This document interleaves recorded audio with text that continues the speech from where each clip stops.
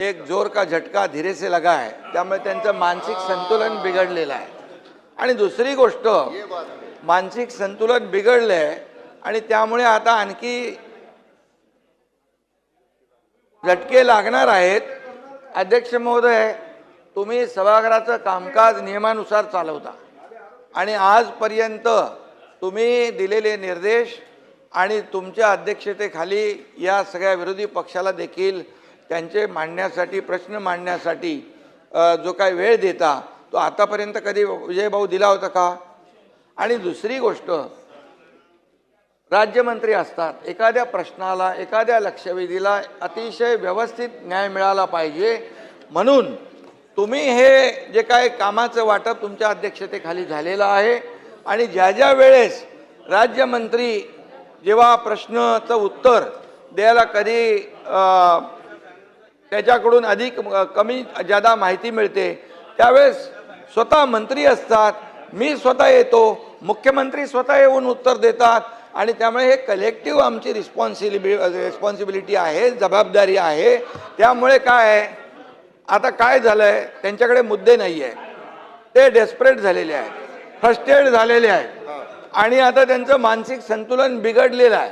त्यामुळे आता ते नाही आहेत, नाही तर मी बोललो असतो, कोण होता असं तू, काय झाला असं तू, अरे वेड्या असा वाया गेला असं तू, अरे काय आहे।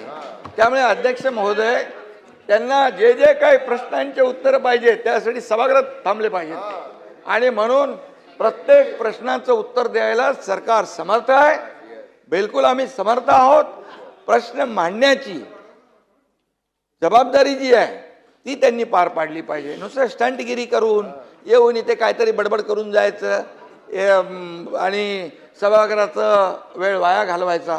आणि म्हणून मी आपल्याला सांगतो, विजय भाऊ तुम्ही समजदार आहे, ते जयंतराव, नाना भाऊ, ते तुम्ही बी त्यांच्या नादाला लागले, काय पोराटोरांच्या नादाला लागतात तुम्ही, असं काय? त्यामुळे अध्यक्ष महोदय, पूर्णपणे या ठिकाणी सभागृहामध्ये विरोधी पक्ष जे जे काही या शेतकऱ्यांचे प्रश्न मांडा, या महाराष्ट्रातल्या जनतेचे प्रश्न मांडा, जिथे शेतकऱ्यांच्या अडचणी आहेत ते प्रश्न मांडा, त्याला उत्तर द्यायला आम्ही लोक खंबीर आहोत, सरकार खंबीर आहे। प्रत्येक याला पैसे शेतकऱ्यांना आतापर्यंत, नाना भाऊ, आतापर्यंतच्या इतिहासामध्ये, मी 2.5 वर्ष मुख्यमंत्री होतो, आता देवेंद्रजी काम करता, आतापर्यंतच्या इतिहासात 45,000 कोटी रुपये शेतकऱ्यांना देण्याचं काम केलंय।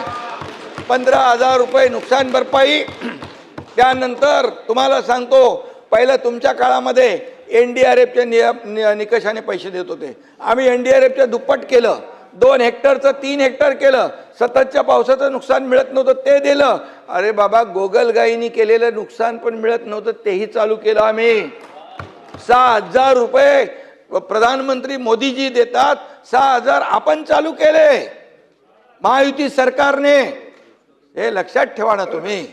आणि त्यामुळे काही पैसे नाही दिले, काहीतरी शेतकऱ्यांवर अन्याय केला, हे खोटं नाटक चालणार नाही। महाराष्ट्रातल्या जनतेने दाखवून दिलेलं आहे, जागा तुमची, तुम्हाला बोलत नाही, जागा दाखवून दिलेली आहे। आता ही एकदम अशी होत चालली आहे, अगदी इकडे आता इकडे बाहेर पडतील तिकडे। आणि त्यामुळे मी आपल्याला सांगतो, अध्यक्ष महोदयांचा निर्णय अंतिम असतो। अध्यक्ष महोदयांचा निर्णय चुकीचा, अरे तुम्हाला काय बोलायचा अधिकार आहे?